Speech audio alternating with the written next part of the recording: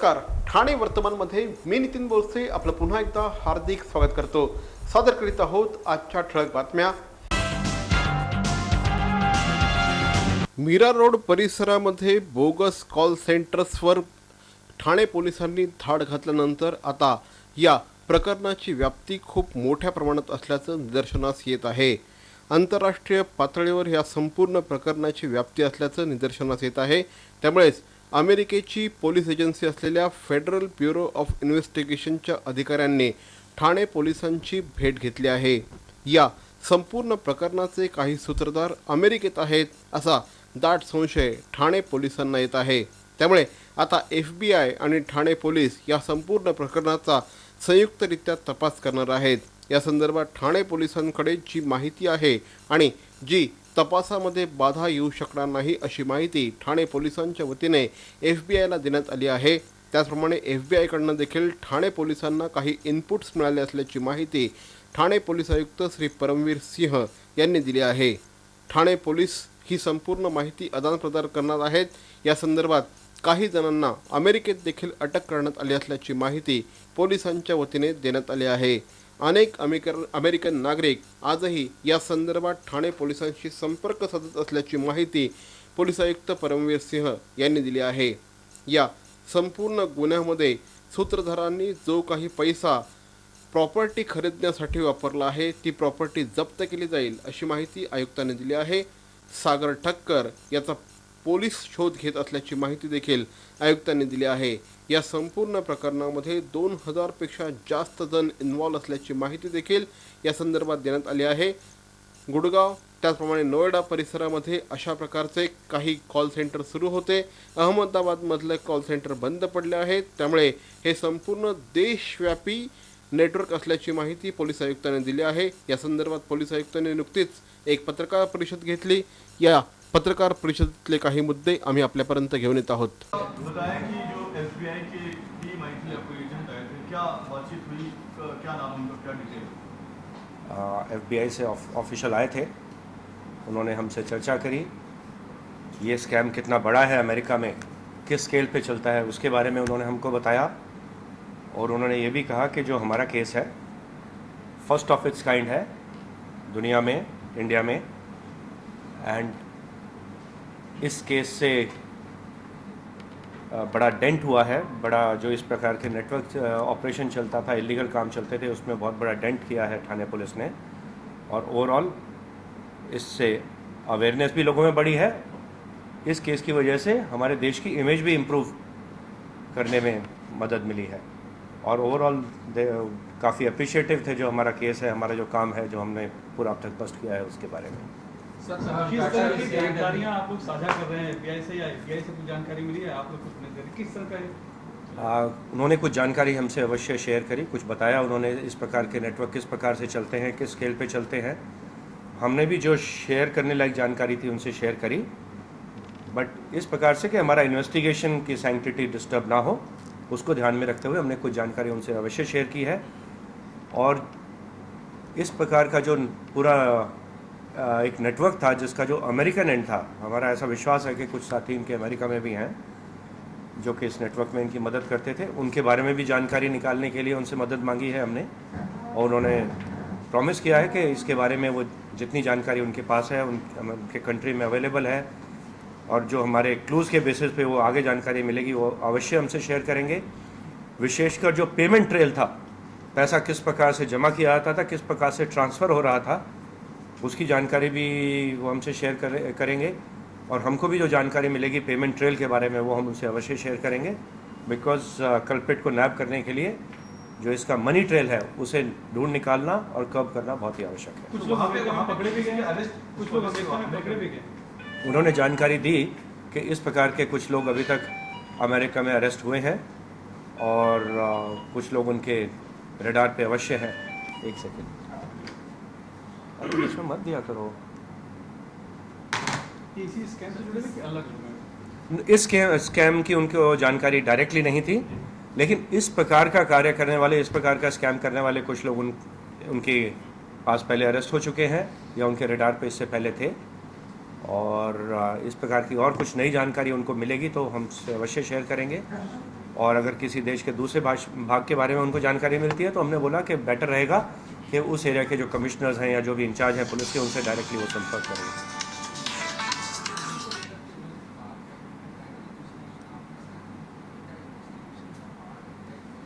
Sir, investigation को लेकर के जो बात है, क्योंकि प्राइमरी इन्वेस्टिगेशन आप कर रहे हैं, तो क्या इन्वेस्टिगेशन का पार्ट एफबीआई बनेगी? उनके पास कुछ विक्टिम्स हैं, उनकी डिटेल्स को लेकर आपके साथ शेयर करके इन्वेस्टिगेशन पार्ट बनेगी क्या?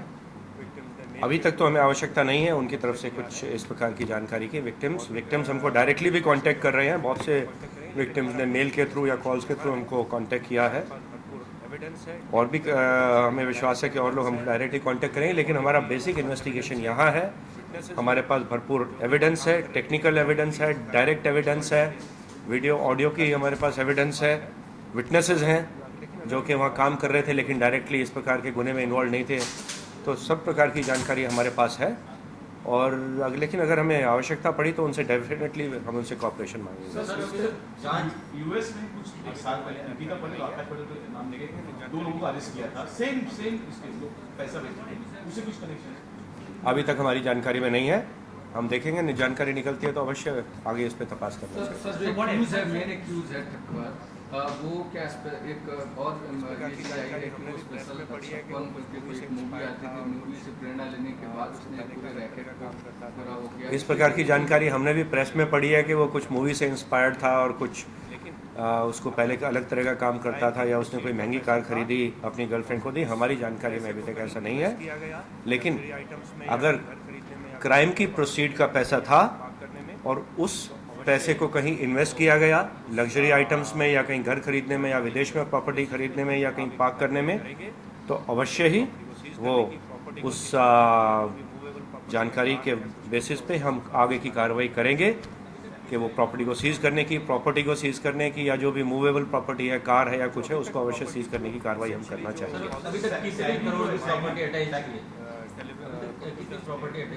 जो अभी तक प्रॉपर्टी थी वो एसेंशियली जो कॉल सेंटर में यूज़ होने वाला सामान था, कंप्यूटर्स थे, जो सीसीटीवीज थे, या जो बाकी हार्ड ड्राइव्स थी, करीब 1 करोड़ 2 करोड़ के लगभग का भी सामान जब्त है।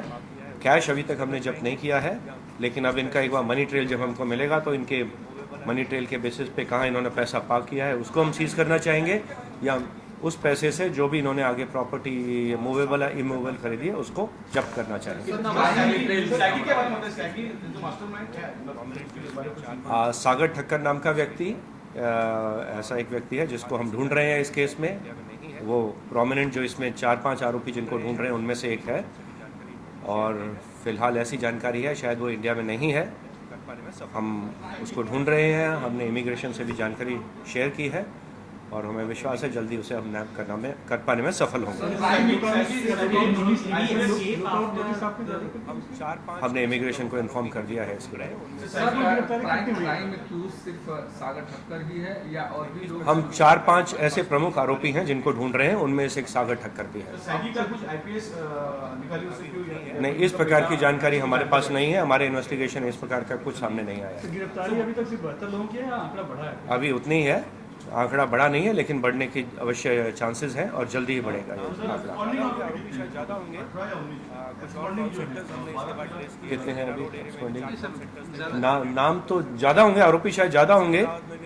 कुछ और कॉल सेंटर्स हमने इसके बाद ट्रेस किए थे। मीरा रोड एरिया में भी 4 कॉल सेंटर्स थे जो हमारी रेड के हाथ बंद कर हो गए थे। कुछ अहमदाबाद में भी हमने कॉल सेंटर ट्रेस किया जो कि बंद पड़ चुका था, वहाँ भी 1000 से ज़्यादा लोग काम कर रहे थे। तो अभी तक जितना या आणि इतर बातम्या मात्र एका छोट्याशा जाहिरातीनंतर।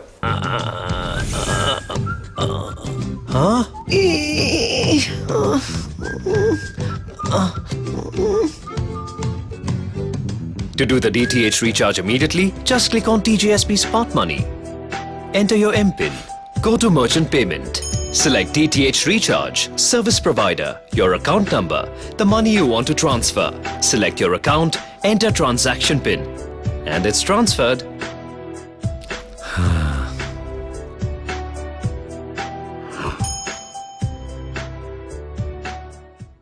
बॅरॉन मेन्स स्टुडिओचा लग्नसराई धमाका 50% महासेल. किती?